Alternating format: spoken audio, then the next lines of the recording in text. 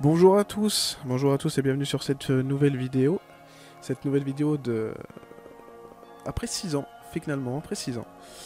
Et donc je suis là pour vous proposer le même iceberg, mais cette fois-ci sur la fondation SCP.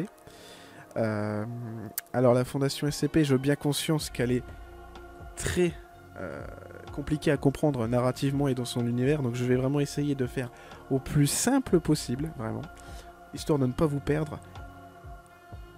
Moi non plus, finalement.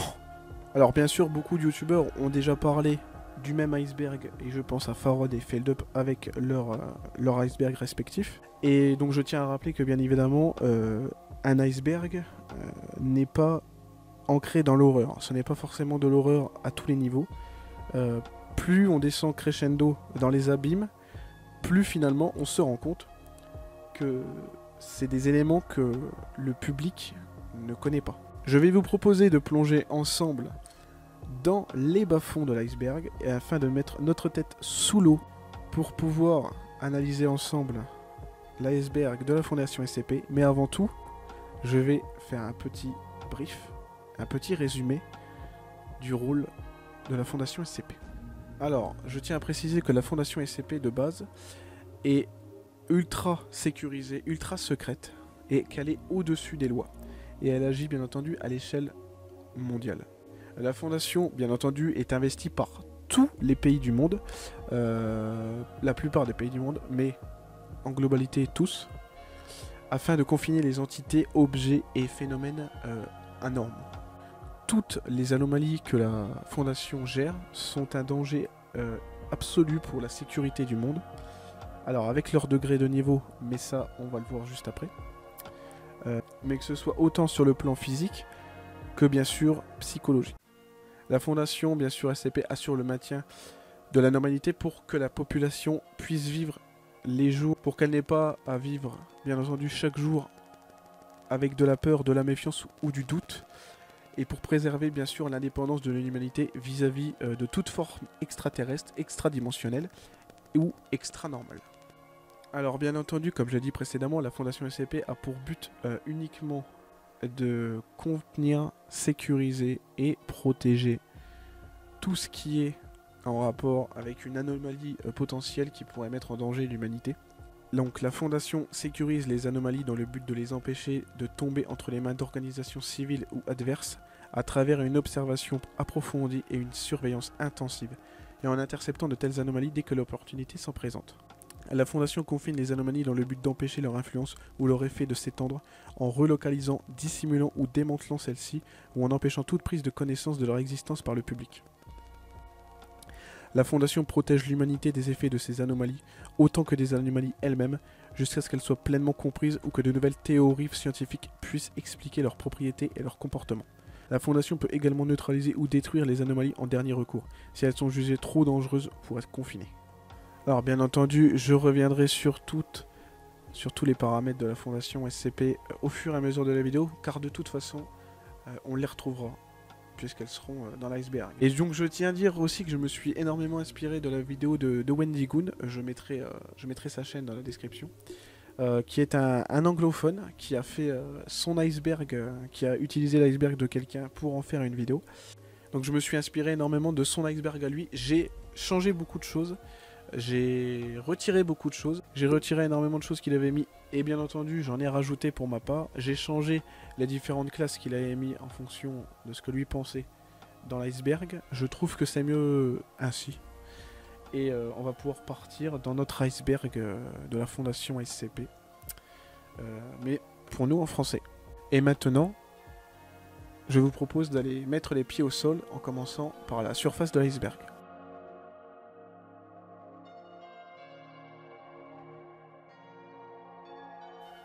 Le Conseil des O5 est un comité de 13 membres les plus haut placés de la Fondation. Il dispose d'un accès total à tout document ou information que possède la Fondation. Les O5 dirigent tous les projets dans le monde entier et supervisent les opérations stratégiques sur le long terme. Au vu de leur importance cruciale, les membres des O5 ne doivent en aucun cas être en contact avec quelconque anomalie que ce soit. De plus, l'identité de tous les membres est classifiée. Chaque membre est identifié uniquement par sa désignation numérique allant de O5.1 à O5.13.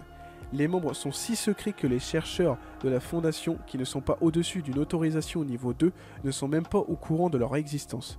Leur moralité est discutable et il est très probable qu'ils soient eux-mêmes anormaux. La Fondation n'est pas la seule organisation intéressée par le paranormal et le métaphysique. De ce fait, d'autres groupes existent et possèdent, utilisent ou du moins essaient de créer des objets SCP, que ce soit pour un profit personnel ou pour protéger l'espèce humaine.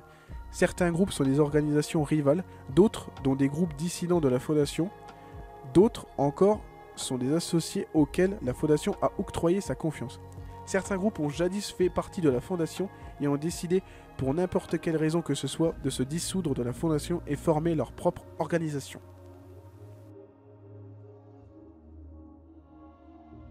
La Fondation est implantée dans les gouvernements du monde, que ce soit des gouvernements non privés ou la population policière locale. Leur seul but est de s'insérer autour des gouvernements fédéraux du monde afin de comprendre les propriétés anormales ou empêcher les gouvernements mondiaux normaux d'y avoir accès. Les personnels de classe D sont donc des détenus originaires du monde entier et étant principalement condamnés pour des crimes graves et violents. Généralement condamnés à mort ou à perpétuité, le personnel de classe D sert de marionnette sur pattes pour la Fondation car ils permettent de tester les anomalies dangereuses. Ils ne sont pas autorisés à entrer en contact direct avec le personnel de classe A et B. Ils doivent passer des examens psychologiques réguliers et se voir administrer des amnésiques de classe B minimum ou être éliminés à la fin du mois. En cas de catastrophe, le personnel de classe D peut être éliminé sans préavis s'il n'est pas utile au personnel. Il s'agit de la classification des objets de la Fondation. Une classe est assignée à chaque objet afin d'avertir le personnel de la difficulté que représente son confinement.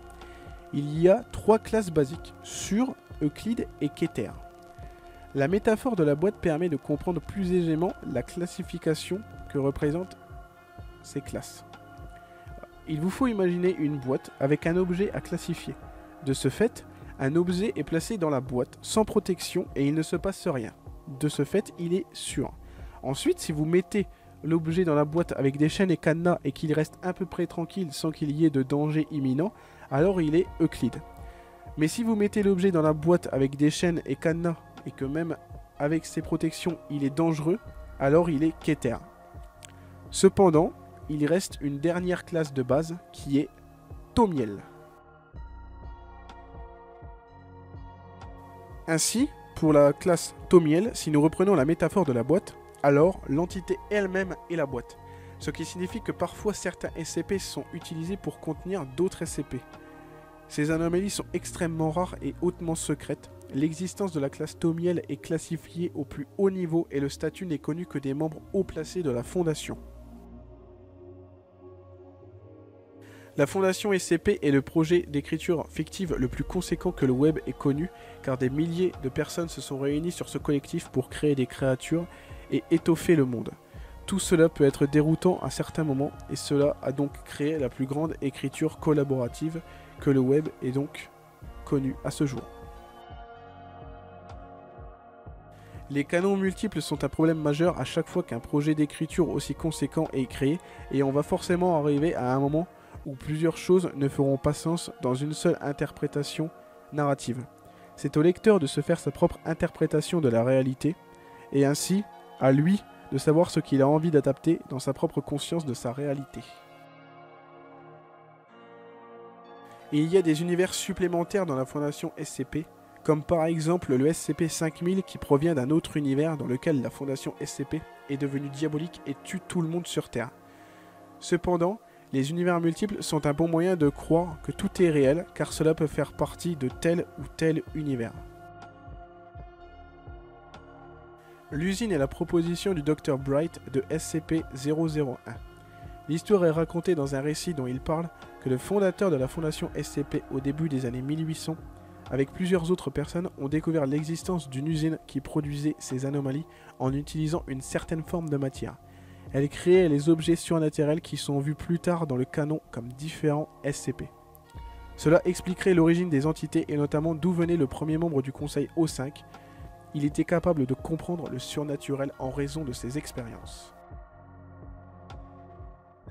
Le gardien du portail est une autre proposition de SCP-001, ce coup-ci par le docteur Clay. Le gardien du portail ou de la porte est censé être l'ange qui monte la garde au jardin d'Éden. Selon l'histoire, Salomon fut un voyage pour trouver le jardin et est tombé sur l'ange. Par la suite, il a décidé de comprendre les événements surnaturels du monde et a commencé la fondation SCP originelle. Celui-ci montre que la fondation est beaucoup plus ancienne et remonte au temps d'Adam. La surface de l'iceberg étant maintenant effectuée, je vous propose de plonger la tête sous l'eau et d'y voir sous la surface. L'administrateur a un rôle important au sein de la fondation. Il est même au-dessus de la fondation elle-même. Le monde qui l'entoure est intemporel car il est connu pour exister depuis plus longtemps que l'espérance de vie typique d'un être humain. Il ne vieillit pas et les plus vieux membres du personnel déclarent que l'administrateur n'avait pas vieilli depuis leur arrivée à la fondation. Les membres du conseil O5 sont apparemment immortels car comme dit précédemment, les O5 sont anormaux. Ils seraient dans la fondation depuis toujours, ce qui est prouvé par certains journaux et certaines histoires qu'ils mentionnent. Les O5 seraient présents dans une boucle temporelle, ce qui montrerait leur connaissance dans la fondation. Three Portlands est une cité-état indépendante et une enclave paranormale située dans un univers de poche accessible autour de Portland, dans le Maine, dans l'Oregon et dans l'île de Portland au Royaume-Uni. SCP-4960 est une anomalie spatio-temporelle existant dans l'ancien centre commercial Southwood à Ravensbrück, dans l'Indiana. Lorsque les gens y entrent, ils pénètrent dans une forêt qu'ils ne peuvent plus quitter. Cette théorie veut que les deux endroits soient liés, car la cité des trois Portland serait un univers infini et que la forêt de SCP-4971 serait connectée à cet univers. Les gens finiraient par tomber sur la cité en avançant dans la forêt. La thaumaturgie dans ce cas signifie une sorte de magie à combustion lente. En d'autres termes, il y a deux sortes de magie différentes dans les croyances surnaturelles. Cela voudrait dire que plusieurs SCP de la flexion de la réalité que nous voyons sont le résultat d'une combustion lente ou d'une longue énergie construite. Ce concept est mentionné dans le SCP-2718 et le SCP-3448. Quelle que soit cette chose, il est établi que le conseil O5 lui-même en a peur, et soi-disant, SCP-2718 serait la mort elle-même, tandis que SCP-3448 est un appareil qui est utilisé pour communiquer avec les gens dans l'au-delà. Le principal problème est qu'il s'agit d'un danger cognitif, c'est-à-dire que le simple fait de savoir qu'il existe est dangereux en soi. Une personne décédée fut mise en contact avec SCP-3448 afin de voir la vie après la mort, et elle a montré que cette personne était en train de naviguer en enfer. Pour faire simple, elle se baladait tandis que les démons l'entouraient et que le ciel tombait en morceaux.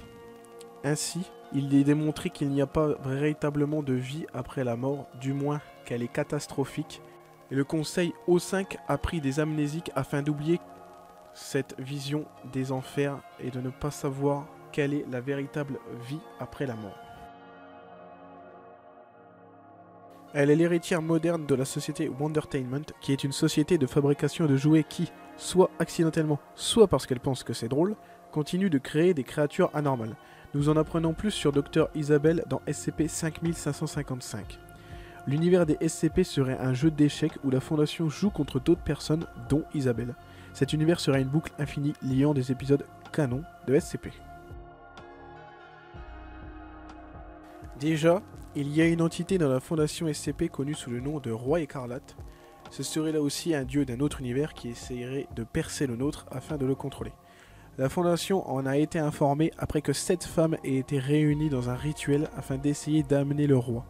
Elles ont chacune donné naissance à un enfant et soi-disant, au 7e enfant, il se brisera et permettra au roi de passer dans notre univers. Il reste une femme enceinte sur les 7, car les 6 autres ont accouché et ont décédé. Dès lors que la 7e femme aura accouché, un roi démon maléfique viendra dans notre monde. Le seul moyen que cela n'arrive pas est que la femme soit torturée pour toujours afin d'empêcher la venue de l'enfant selon une vieille légende. SCP-035 est un SCP très connu Mais pour rappel, il s'agit d'une masse blanche formant un masque de la comédie grecque qui passera périodiquement à la tragédie. Le masque possède ceux à proximité pour qu'ils le mettent. Ainsi, le masque continue à communiquer avec le corps sans vie qui se décomposera progressivement. Une théorie veut que SCP-035 préfère la gestuelle à la destruction totale, car on pourrait se demander comment le masque n'a pas déjà possédé quelqu'un de très important dans la Fondation jusqu'à détruire le site. La fée des dents, ou la petite souris, est le SCP-478. C'est une entité qui ressemble à un petit papillon qui vole dans votre bouche pendant que vous dormez et commencera à sentir votre bouche, vos poumons ou encore votre estomac et tous vos organes internes. Et par la suite, des dents commenceront à pousser à tous ces endroits. Ce SCP est tiré du folklore moderne, tout comme bon nombre de SCP. Le 000 fait référence au SCP-000. Cependant, il ne devrait pas y en avoir. Cela commence par un protocole de sécurité dans lequel un médecin connu sous le nom de Dr Rosen se plaint qu'il y a des messages d'erreur continue provenant de l'entrée 000 qui est censée être vide. Cependant, si vous faites défiler vers le bas sur le journal et mettez en surbrillance toute la zone blanche, vous trouverez le texte caché de quelqu'un piégé dans une autre dimension. Les messages d'erreur sont en réalité des cris de créatures bloquées dans la dimension. Cela est lié à la théorie qui suit. Les crières de motifs sont censés être tout ce qui existait dans notre univers avant que la vie moderne existe et que quelque chose les a fait disparaître. Les crières sont compris comme étant des êtres d'énergie pure qui existent dans les lacunes de la réalité. Cela signifie qu'ils sont partout et nulle part à la fois. Et à chaque fois qu'ils crient, c'est ce qui provoque des choses anormales et des réverbérations dans le monde. Pangloss est un dieu du vieux monde qui est mentionné dans l'univers SCP comme étant la naissance d'essentiellement tout ce qui est bon. Il a été témoin de la première mort et à cause de ça, il a voulu apporter de la positivité au monde. Ceci est une autre proposition de SCP-001 par Andrews One. Cela serait une pile de papier dont une force invisible qui écrit continuellement de nouvelles entrées SCP. On ne sait pas si cette pile de papier est à l'origine de la création de la créature ou si elle essaie simplement d'avertir les gens de ce qui va se passer. La Fondation en a très peur parce que si c'est la première proposition, alors ils ne peuvent pas l'arrêter et ça continue d'en faire plus. Cette théorie dit ce qu'il se passe. C'est les internautes qui créent de nouveaux SCP et ils sont si impuissants pour l'arrêter alors que nous continuons à en écrire plus dans leur univers. Il existe, comme dit précédemment, plusieurs versions de SCP-001. Selon cette théorie, toutes les propositions sont fausses et le premier SCP est le tout premier SCP découvert, donc quelque chose qui est peu intéressant et ennuyeux comme étant le tout premier SCP. Les propositions seraient là pour distraire afin d'attirer l'attention des gens ailleurs. Il y a d'autres sous-genres de classification d'objets, dont la catégorie expliquée. Les anomalies expliquées sont des entités ou phénomènes qui ont été classés comme anormaux à leur découverte, mais que la Fondation comprend maintenant, parce que leurs effets peuvent désormais être expliqués par la science conventionnelle ou qu'ils ont été identifiés comme faux ou mal étudiés. Apollyon est une autre classe très rare. Pour revenir à la métaphore de la boîte, Apollyon désigne le terme qu'il n'y a pas de boîte, ou que nous n'avons aucune compréhension de la façon dont une boîte pourrait exister pour contenir, sécuriser et protéger la population. Plus connu sous le nom de SCP-4001, l'Alexandrie éternelle. Après la destruction de la bibliothèque originelle d'Alexandrie dans l'une de ces guerres anciennes, une nouvelle bibliothèque d'Alexandrie a été créée dans le seul but de créer tous ces livres. La bibliothèque elle-même écrit les livres et ces livres sont les bulletins de tout ce qui est arrivé au monde entier sur Terre. Chaque livre à l'intérieur de la bibliothèque est toute l'histoire de la vie de quelqu'un. Et chaque fois que quelqu'un meurt, un livre est écrit et est placé sur l'étagère. Nous avons donc plongé la tête sous la surface de l'iceberg. Mais je vous propose de plonger encore un petit peu afin d'atteindre le fond de l'iceberg. Le rassemblement de sans-esprit est le roman qui a donné l'inspiration à SCP-3117. Il est fortement lié à la coalition occulte mondiale. Cette coalition est la simple antithèse de la fondation SCP. Ainsi, ce SCP fonctionne de telle sorte qu'il y a des rêves récurrents qui continuent d'arriver aux gens chaque fois qu'ils consomment des morceaux aléatoires de médias, comme par exemple de la musique ou encore des films, mais qui sont inconnus et cachés à travers le monde. Les phénomènes s'appellent ainsi car ils sont en forme de trous de monstres.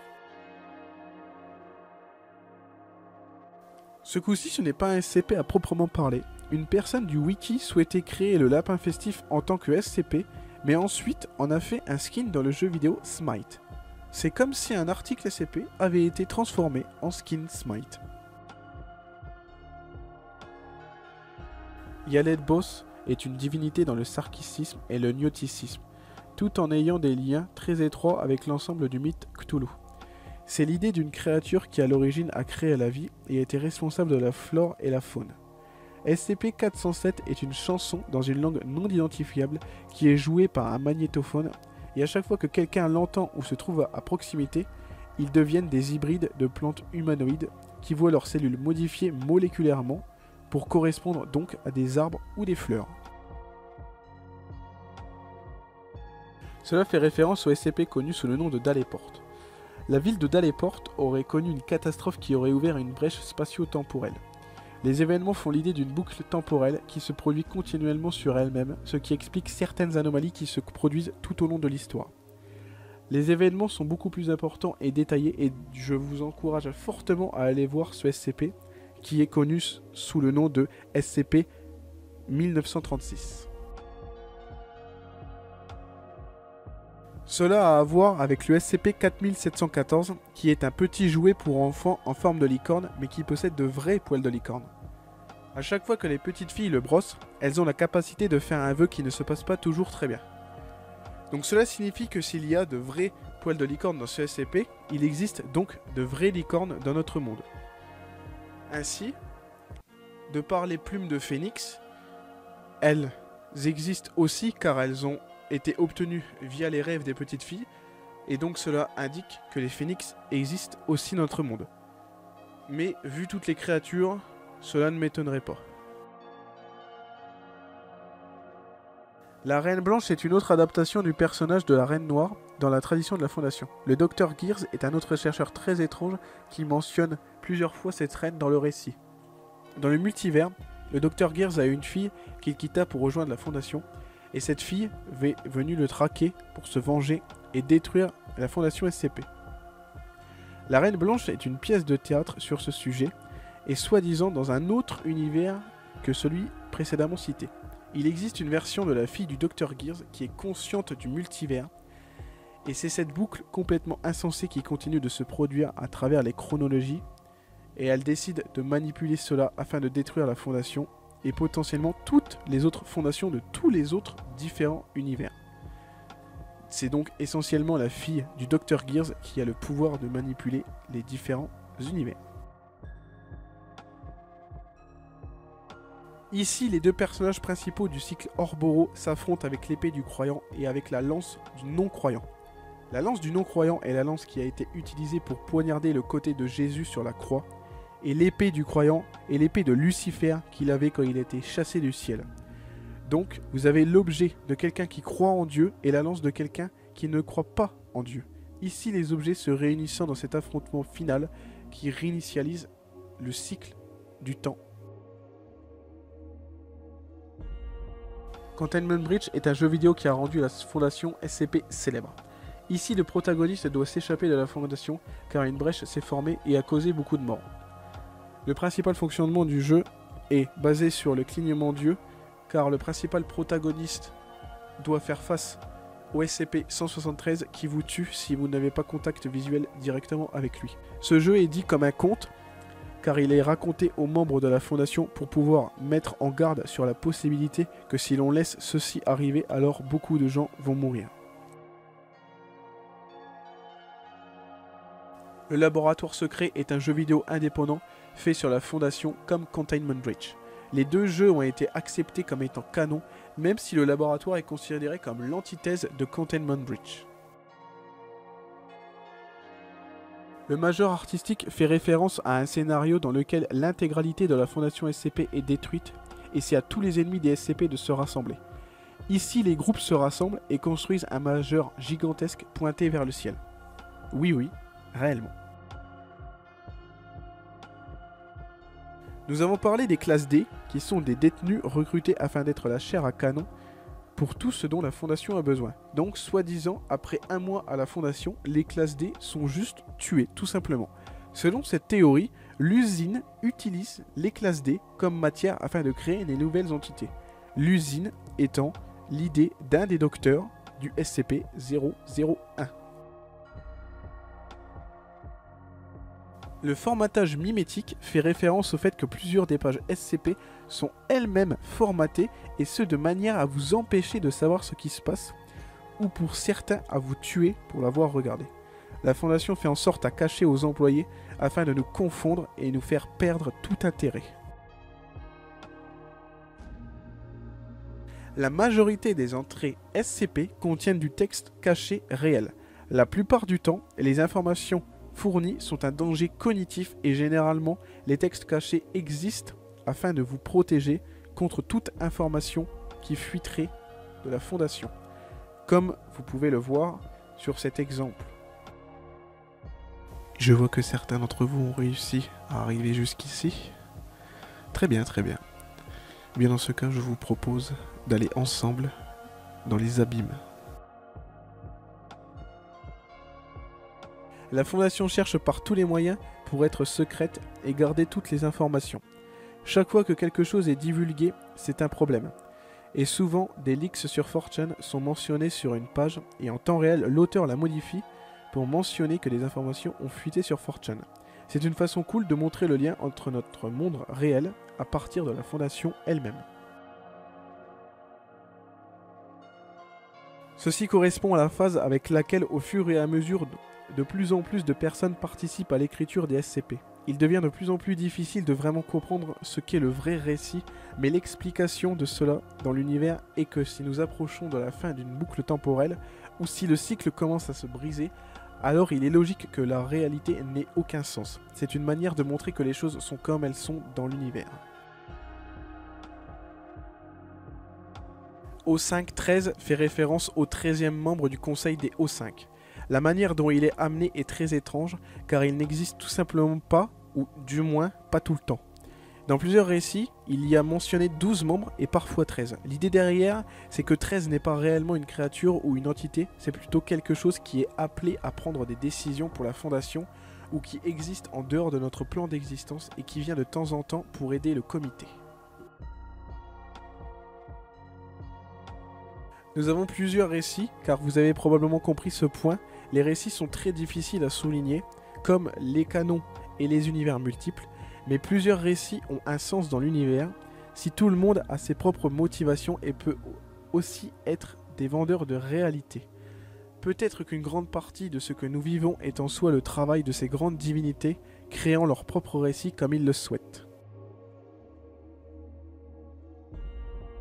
Ainsi, les récits conduisent à des apocalypses multiples présents dans les différents récits. Il y a plusieurs SCP qui peuvent théoriquement mettre fin à notre monde et dans n'importe quel univers. C'est pour ça que le conseil des O5 essaie d'éviter autant d'apocalypse que possible, ou peut-être que cela ne sert à rien, et que tout ce qui se passe au sein de la Fondation se dirige vers une fin inévitable. Cette porte est connue comme étant SCP-2317. C'est une porte semblant mener à un autre monde, mais il n'en est rien. En effet, on se rend compte qu'il y a différents niveaux d'accréditation désignés en tant qu'itération 1 à 6. On se rend compte qu'au fur et à mesure de l'avancée dans les niveaux, que la vérité est cachée au monde. Le SCP-2317 est une porte menant à une autre dimension, au niveau d'accrédité 1. Mais, plus on avance, niveau 2, on apprend que lorsque l'on passe, on se rend compte que c'est un désert dans une autre dimension parallèle. Dans le 3, on apprend qu'il y a des piliers formant un cercle, etc., etc. Au niveau 5, on apprend qu'il y a une entité qui est maintenue endormis sous les piliers grâce à des rituels religieux et vaudous depuis des millénaires. Malgré ça, la réalité éclate enfin au niveau 6, car on apprend que cette entité mesure plusieurs centaines de kilomètres de long et qu'elle était retenue prisonnière par 7 chaînes entourées de magie grâce aux 7 piliers. Sur les 7, il n'en reste que 6 et la 7e est très endommagée. Toute tentative de réparation des chaînes ont échoué et l'inévitable arrivera prochainement. L'échec de confinement total arrivera au cours du prochain siècle et dès lors l'entité sera libérée, pourra pénétrer dans notre dimension et détruira notre monde. Les rituels étant effectués ont pour unique but de faire croire au personnel que l'entité est sans danger. Cela indiquant que tout, du gardien de la porte à l'usine ou en passant encore par la base de données avec la liasse de papier, tout ça vient au fait qu'ils vivent dans leurs univers. Nous créons plus de SCP, tout est vrai et la fondation elle-même est impuissante à tout arrêter. Tous les SCP-001 sont réels mais sont présents dans chacun de leur univers.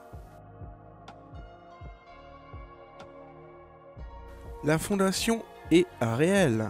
Cela déclare que la fondation est donc réelle, existante dans notre monde et qu'elle a sa propre organisation fantôme qui existe dans notre univers. Cela implique donc une autre théorie qui est que la fondation est réelle, pas toi.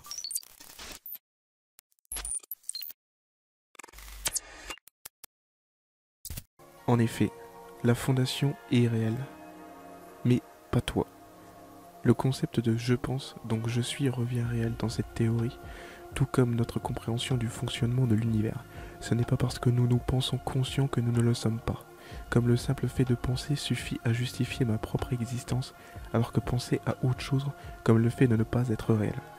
La façon de penser, dont mon processus de pensée fonctionne, fait que je crée ma propre entité et mon univers dans lequel j'interagis.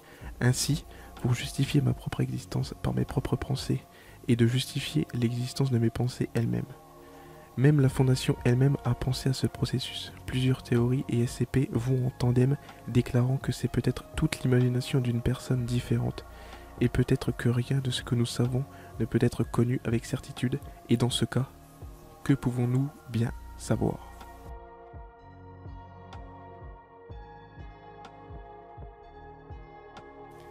Et voilà ce qui conclut notre iceberg de la fondation SCP. Je peux comprendre que c'était très long. Très long à supporter, très long à endurer. Mais j'ai essayé de faire au plus simple et au plus concis possible, même si c'était extrêmement compliqué à comprendre pour certains thèmes, j'en suis bien d'accord. Mais j'espère que cela vous aura plu, que j'ai pas trop bafouillé, que j'ai pas trop cherché mes mots, on va dire. Étant donné que c'est la première vidéo, je commence doucement, je vais m'améliorer, j'espère, c'est pas sûr. Et voilà, en tout cas, je vais continuer dans ce genre de vidéo. Pas des icebergs, mais bien entendu autre chose. Tout ce qui tourne autour de l'horaire, pas mal d'autres sujets finalement. J'ai pas mal d'idées en tête. Et voilà, et je vous laisse. Et sur ce, faites attention à vous. Bisous et à la prochaine pour une autre vidéo. Salut!